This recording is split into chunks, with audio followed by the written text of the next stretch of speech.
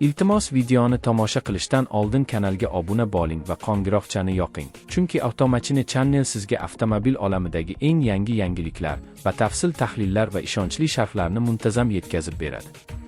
Bugungi videoda biz 2026 Hyundai Porter H100 modelini ko'rib chiqamiz va uning texnik imkoniyatlari, kundalik foydalanishdagi qulayligi hamda biznes uchun qanchalik foydali ekanini muhokama qilamiz.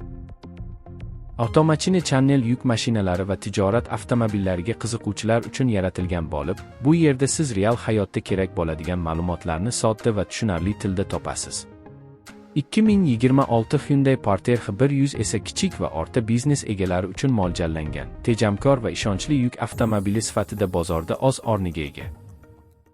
2026 yilgi Hyundai Porter H100 dizayni avvalgilariga nisbatan yanada zamonaviy va funksional bo'lib, old panjarasi, faralari va aerodinamik shakli bilan e'tiborni tortadi. Korpus mustahkam po'latdan tayyorlangan bo'lib, og'ir yuklarni tashishda ham uzoq muddat xizmat qilishga mo'ljallangan. Yuk platformasi keng va qulay bo'lib, turli xil mahsulotlarni tashish imkonini beradi. Dvigatel qismiga e'tibor qaratadigan bo'lsak, 2026 Hyundai Porter H100 zamonaviy dizel dvigatel bilan jihozlangan. Ushbu dvigatel yoqilg'i tejamkorligi bilan ajralib turadi va shahar ichida ham, uzoq masofalarda ham barqaror ishlashni ta'minlaydi. Uzatmalar qutisi silliq ishlaydi. Bu esa haydovchiga yuk bilan harakatlanayotganda ham qulaylik yaratadi. Salon ichki qismi oddiy, ammo amaliy tarzda ishlab chiqilgan. O'rindiqlar qulay, boshqaruv paneli esa ergonomik joylashtirilgan. Haydovchi uchun barcha muhim tugmalar qo'l ostida bo'lib, uzoq vaqt rulda o'tirganda charchoqni kamaytirishga yordam beradi. Konditsioner, multimedia tizimi va xavfsizlik kamarlari kabi asosiy funksiyalar kundalik foydalanish uchun yetarli darajada taqdim etilgan. Xavfsizlik masalasida ham Hyundai Porter H100 e'tibordan chetda qolmagan. Avtomobil tormozsiz. Raqobatchilar bilan solishtirganda, Porter H100 o'zining soddaligi va ishonchliligi bilan ajralib turadi.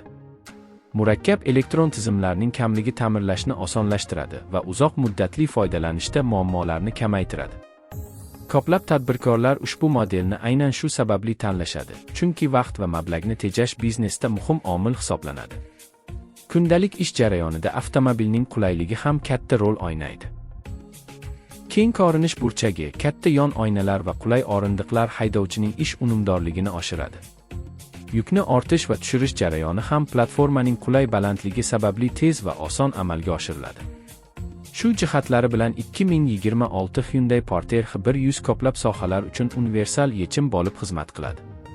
Shuningdek, ushbu avtomobil turli konfiguratsiyalarda taqdim etilishi uni yanada moslashuvchan qiladi. Sovutgichli kuzov, yopiq furgon yoki ochiq platforma variantlari mavjud bo'lib, har bir tadbirkor o'z ehtiyojiga mosini tanlashi mumkin.